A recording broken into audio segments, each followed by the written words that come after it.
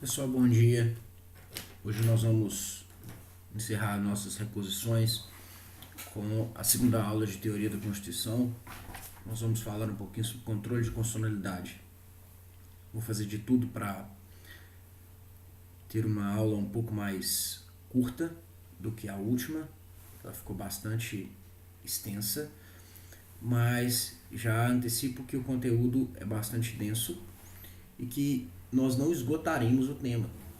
Como eu disse para vocês, no primeiro período a gente estuda o controle de constitucionalidade com o intuito de entender as linhas gerais por detrás da ideia do controle. Nós não temos a intenção de esgotar a matéria.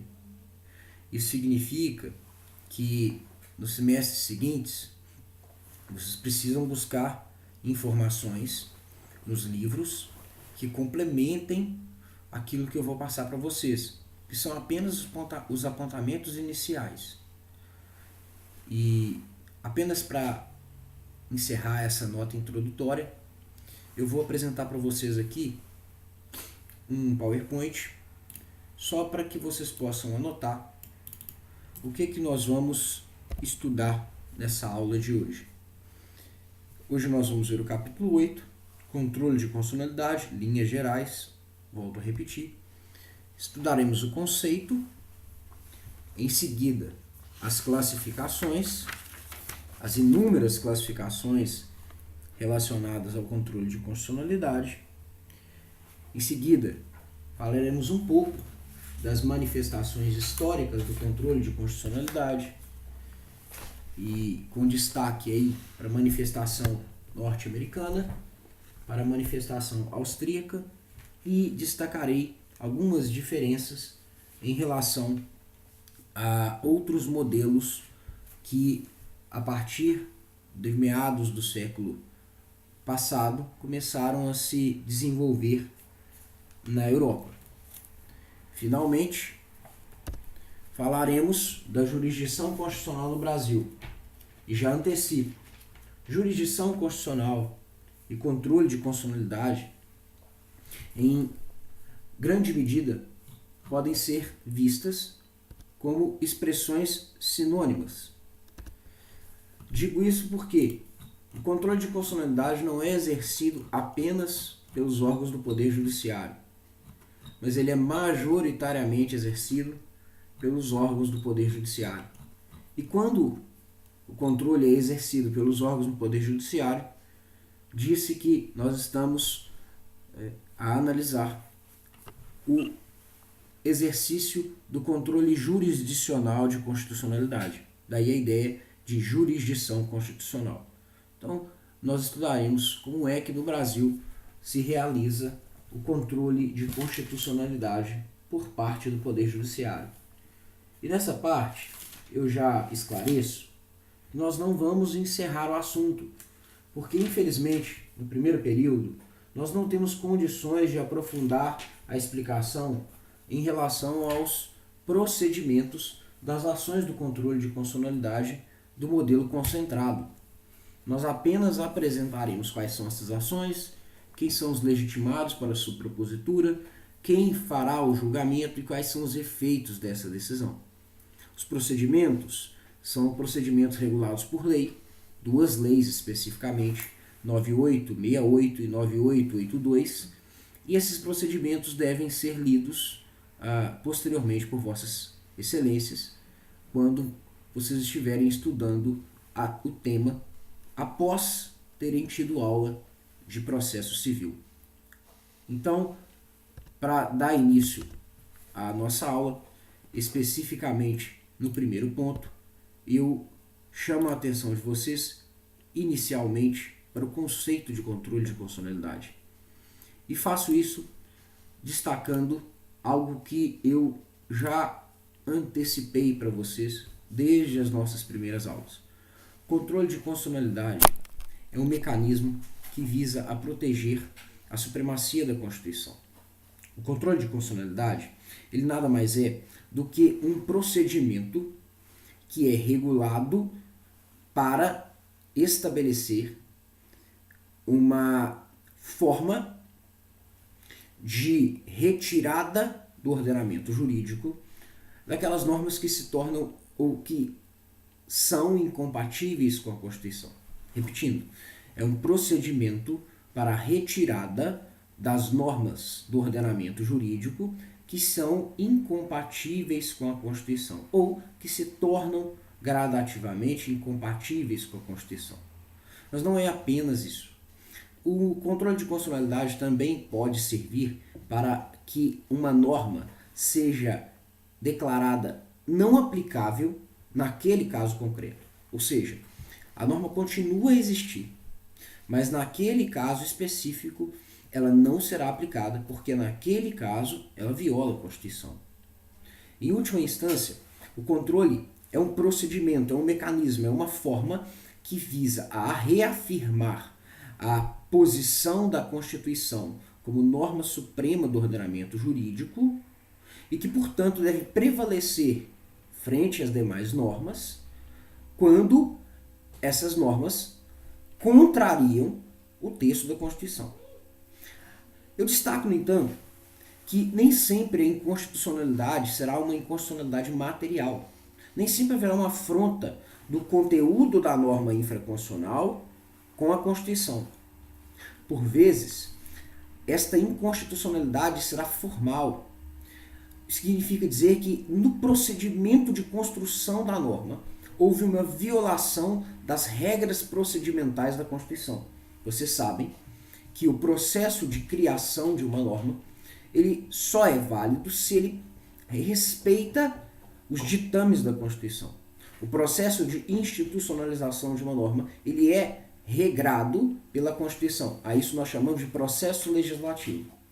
E esse processo legislativo tem regras referentes à iniciativa, tem regras referentes ao procedimento especificamente, né? Aí lembre-se, discussão, votação, promulgação, discussão, votação, sanção ao veto, publicação, promulgação. E esse procedimento, ele necessariamente precisa ser seguido. Se houver uma infringência desse procedimento, se esse procedimento for violado, ainda que o conteúdo da norma seja compatível com a Constituição, a norma é inconstitucional. E ela é inconstitucional formalmente. Um caso muito comum é uma norma criada por um ente federativo que não tem competência para legislar sobre aquele assunto. Um exemplo que eu poderia dar, e aí eu convido vocês a abrirem a Constituição, se encontra no artigo 22 da Constituição. Deem uma olhada lá. São normas que serão necessariamente reguladas por lei pela União. Se essas matérias forem tratadas pelo Estado membro, pelo Distrito Federal ou pelo município, ainda que não haja uma ofensa de conteúdo material em relação à Constituição, a norma será inconstitucional.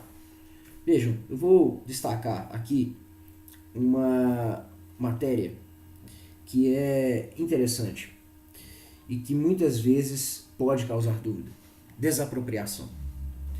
Quem deve legislar sobre desapropriação? Apenas a União. Se o Estado membro cria uma norma sobre desapropriação, essa norma é inconstitucional. Isso porque, no artigo 22, inciso 2, nós temos expressamente mencionado o seguinte programa normativo. Compete privativamente à União legislar sobre, inciso 2, desapropriação. Então vejam, a desapropriação é uma matéria que só pode ser regulada por lei pela União, porque essa é uma competência da União. Se o Estado membro faz, ainda que não haja ofensa conteudística material em relação à Constituição, essa norma é inconstitucional porque ela viola formalmente aquilo que estabelece a Constituição. Ela foi criada por um ente que não é competente para tanto. Então a inconstitucionalidade ela pode ser de diversas formas. E aqui eu já começo a abrir um leque para explicar as classificações em relação ao controle. Mas eu queria terminar o nosso conceito. Esse controle, é um procedimento para que a norma seja declarada inconstitucional. Nenhuma norma é retirada do ordenamento jurídico ou não será aplicada no caso concreto, a não ser que nós passemos por esse procedimento. O direito, tudo é procedimentalizado. Então, é necessário que uma norma seja declarada inconstitucional para que ela deixe de ser aplicada no ordenamento jurídico. Sem isso, ela nasce com presunção de constitucionalidade e ela será aplicada. Os doutrinadores podem dizer que uma norma é inconstitucional, mas se ela não for declarada inconstitucional pelos órgãos que têm atribuição para tanto, ela será uma norma em vigor e deverá ser aplicada no ordenamento jurídico, porquanto tem eficácia jurídica e, portanto, aptidão para gerar efeitos jurídicos. Dito isso, eu termino o conceito dizendo que o controle de constitucionalidade é um procedimento que pode ser prévio ou a posteriori. O que significa que o controle para a retirada de uma norma da Constituição, ele não necessariamente é um controle sobre uma norma efetivamente criada. Porque durante a construção da norma, existe uma fase de análise da sua compatibilidade com a Constituição. E a isso nós chamamos de controle prévio. E, em regra, esse controle será exercido pelos órgãos do Poder Executivo e do Poder Legislativo, principalmente do Poder Legislativo. O controle a posteriori, por sua vez, é o controle repressivo. Após a norma ser criada, nós constatamos que ela é inconstitucional, ou seja, ela passou pela primeira fase e ainda assim ela foi criada violando a Constituição. Aí nós temos o controle repressivo porque ele vem para retirar a norma do ordenamento, digo novamente, em regra, ok? Porque não necessariamente a norma será retirada, muitas vezes ela será declarada como não aplicável naquele caso. Isso vai depender da modalidade de controle. Controle, portanto, para vocês finalizarem, é um procedimento que visa assegurar a supremacia da Constituição, declarando, ou melhor, permitindo a declaração de inconstitucionalidade daquelas normas infraconstitucionais que são incompatíveis com a Constituição, material formalmente. É o procedimento de retirada da norma do ordenamento jurídico porque esta norma viola a Constituição. Ou o procedimento por meio do qual nós declaramos que uma norma não será aplicada naquele caso concreto porque ela viola a Constituição naquele caso concreto específico. Classificações. Segundo ponto da nossa aula de hoje. Classificações. Existem inúmeras classificações em relação ao controle de constitucionalidade. Inúmeras. Eu vou trabalhar algumas delas e eu queria que vocês pegassem o material de vocês na página 74 e seguissem comigo a explicação, porque vai ser uma explicação bem rápida sobre cada uma dessas classificações, mas eu acredito que analisando o material que vocês têm em mãos, isso vai ficar mais fácil e mais didático. Com relação às classificações, muitos autores dizem que são espécies de controle. Classificação ou espécie, aqui nesse caso, é a mesma coisa, ok? Com relação às classificações, primeira classificação, o controle pode ser classificado quanto ao seu vício, ou melhor, quanto ao vício de inconstitucionalidade. O controle pode ser classificado quanto ao vício de inconstitucionalidade. E quanto ao vício, nós temos duas classificações. Nós temos o controle formal e o controle material. Controle formal é o controle que visa a corrigir um vício formal de procedimento. Ou seja, houve uma violação das regras do processo legislativo para a criação da norma. Seja ela uma regra de iniciativa ou uma regra referente aos outros estágios do procedimento legislativo. Então, primeira modalidade de controle, controle formal, visa corrigir um vício de procedimento, um vício que está relacionado à criação da norma, o processo legislativo. Este controle formal, ele pode ser de duas modalidades. Controle formal subjetivo e controle formal objetivo. Controle formal subjetivo, gente, é um controle que visa corrigir um vício de iniciativa. Ou seja, a norma foi criada ou foi proposta, melhor dizendo, por alguém que não tem legitimidade para tanto. Nós já vimos, segundo a maioria da doutrina, não é possível criar emendas à Constituição por meio de iniciativa popular. Esse é um caso que dificilmente vai aparecer. Mas com relação às leis, é possível iniciativa popular. Só que para que haja iniciativa popular, nós temos que respeitar alguns requisitos quantitativos para que a proposta seja efetivamente levada a uma casa parlamentar.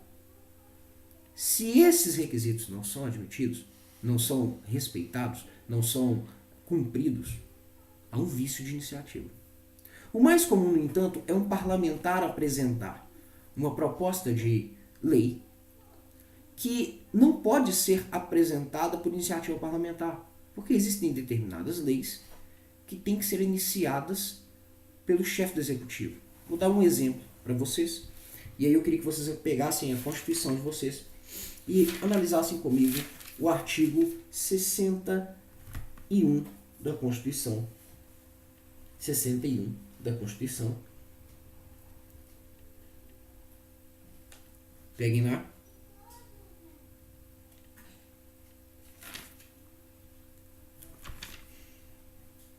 Pegaram?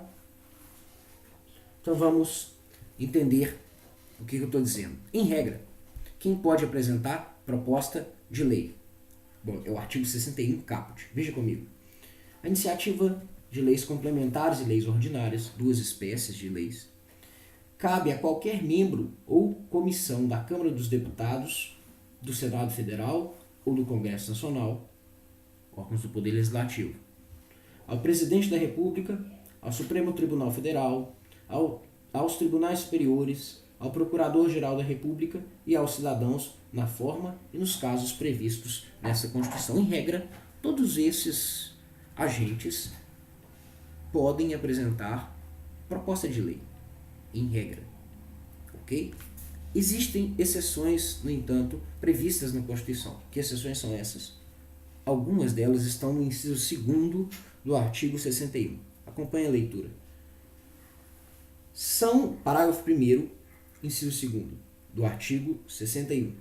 São de iniciativa privativa do Presidente da República as leis que, aí no inciso 1 diz assim, fixem ou modifiquem os efetivos das Forças Armadas. Inciso 2, disponham sobre criação de cargos, funções ou empregos públicos na administração direta e autárquica ou aumento de sua remuneração. Imaginem vocês que um parlamentar apresente uma proposta de lei que estabeleça a criação de um órgão dentro da administração pública. Essa norma nasce com um vício formal, subjetivo, e se ela vier a ser aprovada, ela é inconstitucional, ainda que o conteúdo dela não seja.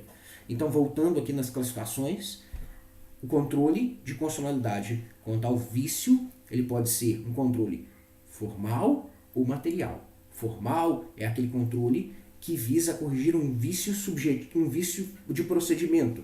Esse vício de procedimento pode ser subjetivo ou objetivo. Então, quanto ao controle formal subjetivo, nós estamos a corrigir um vício de iniciativa. Por isso, o subjetivo tem a ver com o sujeito que tem legitimidade para criar a norma. Ok? Controle formal, subjetivo. Segundo controle formal, objetivo. Controle formal objetivo, gente, é aquele que visa corrigir qualquer outro vício de procedimento que não a iniciativa. Suponhamos que, por uma contingência, o procedimento de derrubada do veto não respeitou o quórum necessário para tanto. E aí eu chamo a atenção de vocês. Peguem a Constituição e leiam comigo o artigo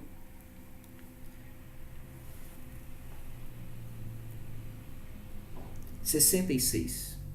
Acompanhem comigo a leitura.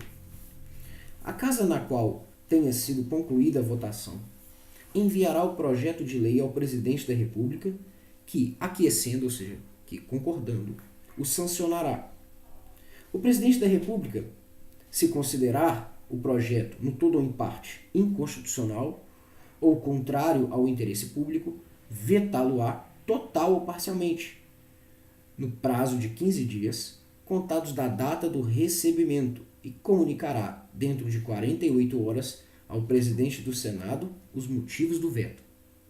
O veto somente abrangerá texto integral de artigo, de parágrafo, de inciso e de alínea. Decorrido o prazo de 15 dias, o silêncio do presidente da República importará sanção. E agora vem a norma que eu quero destacar. Parágrafo 4º. O veto será apreciado em sessão conjunta dentro de 30 dias a contar do seu recebimento, só podendo ser rejeitado pelo voto da maioria absoluta dos deputados e senadores. Suponhamos que o veto seja derrubado por uma maioria simples, a maioria dos presentes. Uma maioria que varia de acordo com a maioria dos presentes. Bom, nesse caso nós temos um vício procedimental formal, portanto, e de ordem objetiva, porque ele não tem a ver com a iniciativa. Concluindo, o controle quanto ao vício ele pode ser formal ou material. Estou discutindo formal primeiro. Formal ele pode ser objetivo e subjetivo. Subjetivo, quando ele diz respeito a um vício de iniciativa. Objetivo, quando ele diz respeito a um vício de outra ordem procedimental. O controle visa corrigir esses vícios, retirando do ordenamento jurídico ou declarando inaplicável aquela norma que viola esses requisitos. A segunda modalidade de controle quanto ao vício é o controle material, que tem a ver com o conteúdo da norma. Por isso ele também é chamado de substantivo. Esse é o mais simples de ser entendido. O que é o controle material? O controle que retira do ordenamento jurídico a norma que viola materialmente a Constituição, que afronta materialmente a Constituição. Um exemplo bem simples de ser entendido, uma norma que viola a isonomia. Suponhamos uma norma que diga, olha, mulheres não podem trabalhar. Essa norma viola a isonomia, o princípio da isonomia, que diz que, basicamente, homens e mulheres são iguais perante a lei. Essa restrição não é legítima porque viola um direito fundamental. Ela é uma norma que, conteudisticamente, substancialmente, viola a Constituição. Ela tem que ser declarada inconstitucional. Primeira modalidade de controle, a primeira classificação quanto ao vício, controle material e controle formal. Segunda classificação, está aí no material de vocês, controle quanto à extensão, ok? Quanto à extensão, o controle pode ser total ou parcial, bem simples. O controle total é aquele que incide sobre a integralidade da norma. Toda a norma viola a Constituição. É o menos comum. E o controle parcial, professor, é aquele que incide sobre a parte da norma que viola a Constituição.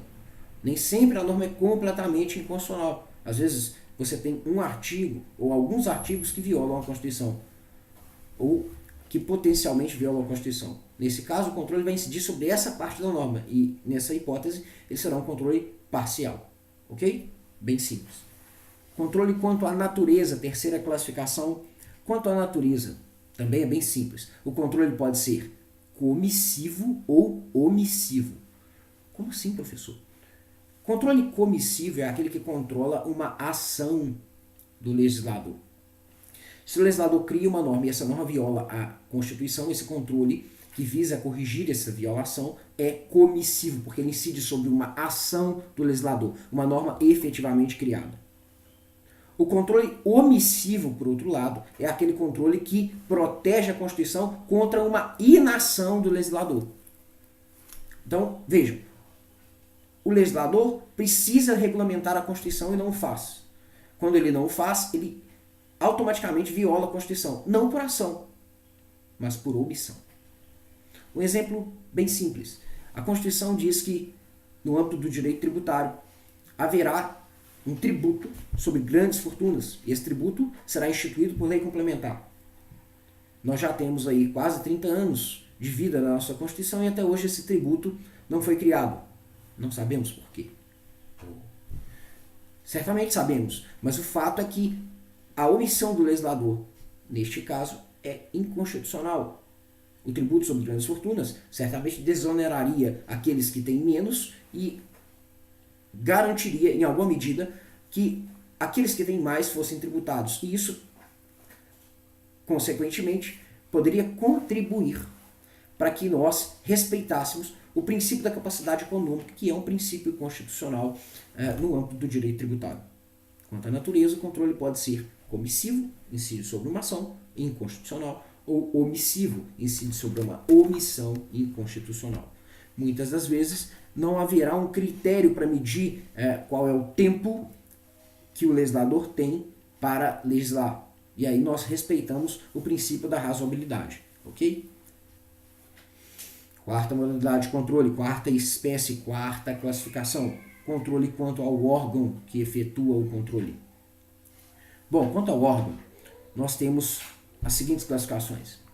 Primeira classificação, controle político. Controle político é aquele que é realizado por um órgão político. Ele pode ser um órgão do legislativo, do executivo ou um órgão que não integra esses poderes, mas que não é um órgão jurisdicional. Esse controle também é chamado de controle francês, porque na França o controle de constitucionalidade é realizado por um órgão que se chama de Conselho Constitucional. Ele não é um órgão que integra o Poder Judiciário, daí a ideia de controle político. Existe controle político no Brasil, professor? Sim, existe. Ele é o controle executado pelas casas legislativas e também pelo Poder Executivo. Como assim, professor? No Legislativo, gente, existe o controle pelas comissões que integram a casa e uma dessas comissões ela tem atribuição específica para realizar esse controle, daí o nome, Comissão de Constituição e Justiça. Essa comissão, é uma comissão que tem a atribuição específica de analisar os projetos de lei para aferir se eles são constitucionais ou não. Controle prévio, realizado por um órgão que não é jurisdicional. Daí uma modalidade de controle político. Outra hipótese, nós lemos, artigo 66, parágrafo 1º, o presidente da República pode vetar um projeto de lei aprovado por vício de inconstitucionalidade. Esse veto também é uma modalidade de controle político. Ok? Ainda existe uma possibilidade do Congresso Nacional sustar os efeitos de uma norma criada que extrapolem os limites de delegação do legislador ao executivo. O legislativo pode delegar ao executivo a atribuição para legislar sobre determinadas matérias. Ele pode fazê-lo com alguns requisitos. Respeitem determinados limites. Se o executivo legisla e não respeita, o Congresso Nacional pode sustar os efeitos dessa lei. Se ele o faz, nós estamos diante de um controle de constitucionalidade realizado por um órgão político, ok? E que, portanto, vai retirar do ordenamento esta norma que viola a Constituição, porque não respeita os seus parâmetros. Com relação a isso, pessoal, eu queria convidar vocês a lerem comigo o artigo 49 da Constituição. Artigo 49 da Constituição, inciso 5. Olha só. É competência exclusiva do Congresso Nacional, inciso 5, sustar os atos normativos do Poder Executivo que exorbitem do poder regulamentar ou dos limites de delegação legislativa. Então, o controle político é aquele conhecido também como controle francês. Existe no Brasil, professor? Existe. Porque ele acontece também no Brasil. Ele é o controle executado por órgãos que não são órgãos do Poder Judiciário, não são órgãos com atribuição jurisdicional. Pois bem, primeira modalidade de controle quanto ao órgão, controle político. Segunda modalidade, controle jurisdicional. Controle jurisdicional, diferentemente do controle político, é aquele exercido por um órgão do Poder Judiciário ou por uma corte com atribuição jurisdicional. Essa diferença é importante porque no modelo norte-americano, que em parte influencia o Brasil, nós sempre teremos um controle realizado por um membro do Poder Judiciário ou por um órgão do Poder Judiciário, para ser mais exato. Ou um juiz singular ou um tribunal. E os tribunais, qualquer deles, é difuso o controle porque qualquer órgão do Poder Judiciário pode exercer, desde o juiz singular, na análise de um caso, até a Suprema Corte. Esse controle é um controle jurisdicional porque os órgãos do Poder Judiciário, os juízes, os tribunais, eles têm atribuição jurisdicional. Agora, na Europa, o controle é realizado por cortes constitucionais. A Corte Constitucional, ela tem atribuição específica para controle de constitucionalidade. Ela não faz outra coisa a não ser controle de constitucionalidade. Por conta disso, ela tem atribuição jurisdicional e a atribuição jurisdicional dela é especificamente controlar a compatibilidade das normas com a Constituição. Veja, nós não estamos falando de um órgão que integra originalmente a estrutura do Poder Judiciário. Nós estamos falando de um órgão criado com atribuição jurisdicional para controlar a Constituição. Ainda assim, esse controle é um controle jurisdicional. Diferentemente do primeiro, aqui o controle é exercido por órgãos do Poder Judiciário. E a terceira modalidade, professor, quanto ao órgão? A terceira modalidade não é bem uma modalidade, é uma modalidade que combina os dois, sabe? O controle jurisdicional, ele pode ser aliado ao controle político. Nós podemos ter os dois e é o que acontece no Brasil. E aí nós falaremos que o controle é misto, porque ele tem o controle político e tem também, porque há o controle político e há também o controle jurisdicional. Controle quanto ao órgão político, jurisdicional e misto. Quinta classificação. Controle quanto ao método. Pessoal, quanto ao método, o controle pode ser político ou ideológico e jurídico ou científico. Isso também é bem simples. Controle político ou ideológico é um controle bastante questionável, porque não se pauta em parâmetros normativos. É um controle muitas vezes ideológico quanto ao método. Ele é um controle autoritário. Controle político, nesse sentido, quanto ao método, é um controle autoritário. Eu retiro as normas do ordenamento jurídico que não são compatíveis com uma visão política, com uma determinada visão em relação ao funcionamento político do Estado. Esse controle é claramente autoritário, porque ele não admite a divergência. Ele não admite a diferença.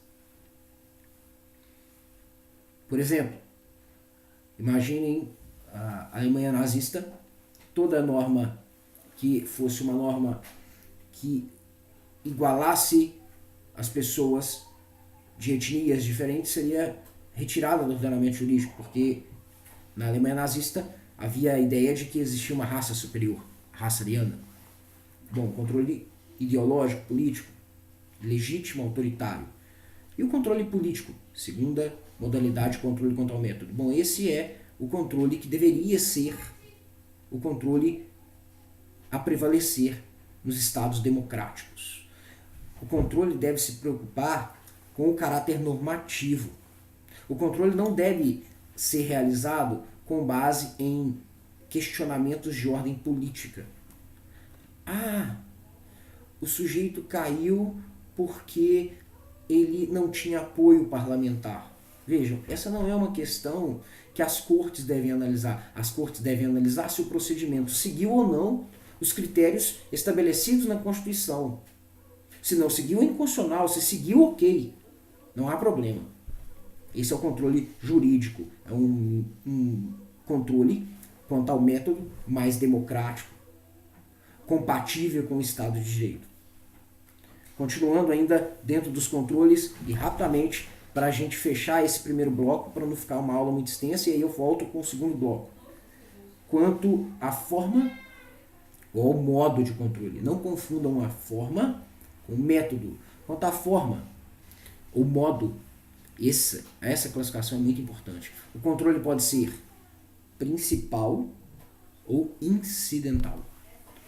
Professor, como assim? Vejam, é bem simples. Se você entender a lógica, você vai compreender. Controle principal é aquele cujo pedido é: juiz, essa norma é inconstitucional. Declare a inconstitucionalidade. Só há esse pedido. Esse é o pedido principal. A ação gira em torno deste objeto.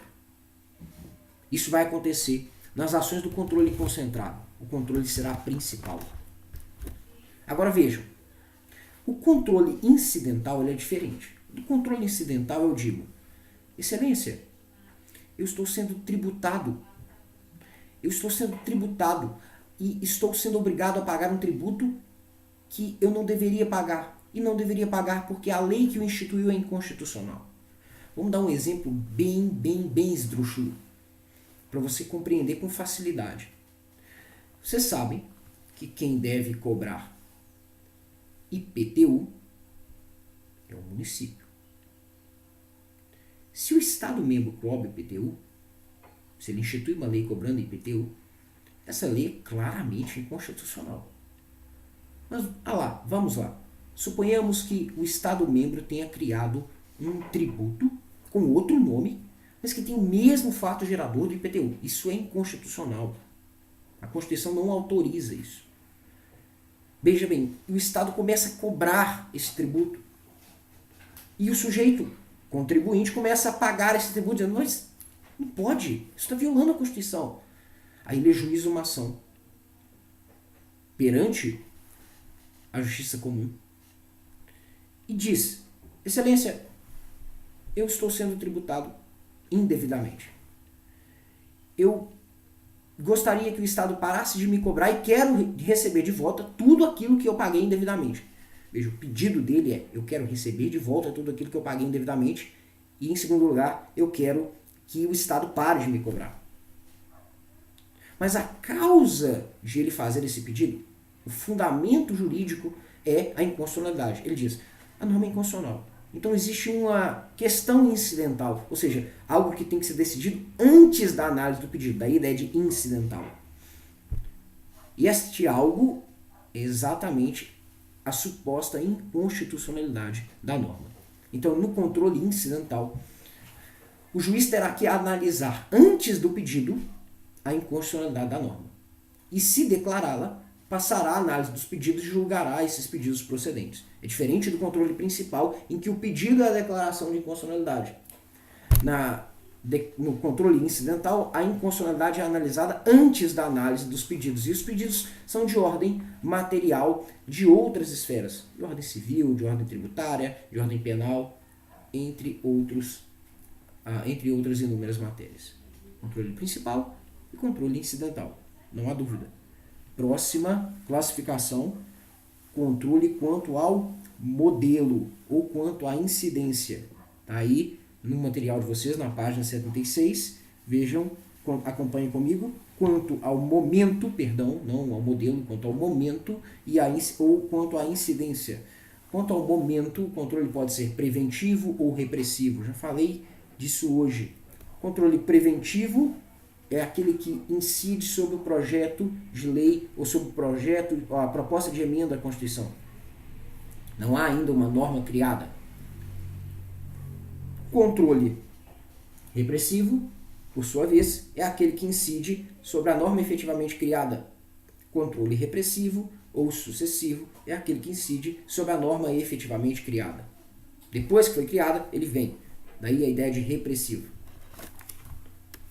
Concluindo, gente, a nossa explicação das classificações, e aí eu vou encerrar essa primeira aula e vou criar um novo vídeo com a segunda parte da aula, para não ficar muito longo.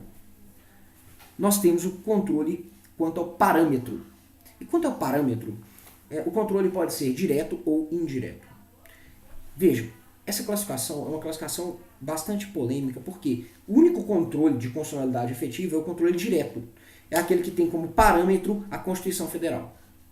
Se a Constituição autoriza uma outra modalidade de controle, nós teremos aí um controle cuja parametricidade não é direta, é indireta. Exemplo mais claro de todos, o controle de constitucionalidade realizado no Estado-membro pelo Tribunal de Justiça, que tem como parâmetro a Constituição Estadual. Não é um controle cujo parâmetro é a Constituição Federal. A norma estadual viola a Constituição Estadual. O Estado pode exercer controle de constitucionalidade nessa hipótese? Pode. A Constituição permite, no artigo 125. Olha lá comigo. Artigo 125 da Constituição. Pega a sua Constituição aí, vamos ler. Artigo 125, parágrafo.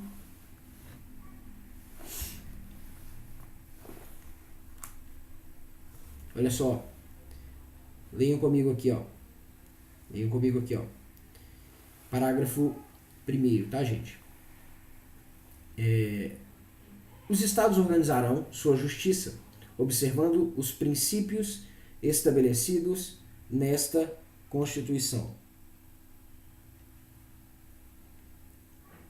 Não, peraí. A competência dos tribunais será definida na Constituição, sendo a lei de organização judiciária de iniciativa do Tribunal de Justiça. Não é o parágrafo 1º, pessoal. Parágrafo 2º, perdão, mil desculpas. Parágrafo 2º, artigo 125, parágrafo 2º. Cabe aos Estados a instituição de representação de inconstitucionalidade de leis ou atos normativos estaduais ou municipais em face da Constituição Estadual, vedada a atribuição da legitimação para agir a um único órgão. Pessoal, percebam, a Constituição Federal autoriza os Estados-membros a exercerem controle de constitucionalidade no âmbito do seu território, a controlar a compatibilidade das leis estaduais com a Constituição Estadual. Esse controle não é um controle cujo parâmetro é a Constituição Federal diretamente, apenas indiretamente, porque a Constituição autoriza outra modalidade de controle com base no parâmetro da Constituição Estadual. Quanto à parametricidade, esse controle é um controle indireto. Outra hipótese é a hipótese do artigo 102, inciso 3D. 102, inciso 3D. Vamos a ele? 102, inciso 3D. Sempre leiam o caput para vocês não perderem a leitura. Não perderem o sentido da leitura. Compete ao Supremo Tribunal Federal principalmente a guarda da Constituição, cabendo-lhe, inciso 3, julgar mediante recurso extraordinário as causas decididas em última ou única instância quando a decisão recorrida, inciso 4, julgar válida lei local contestada em face de lei federal. Veja, você está analisando a compatibilidade de uma lei local em face de uma lei federal, por conta daquela questão de atribuição, sabe?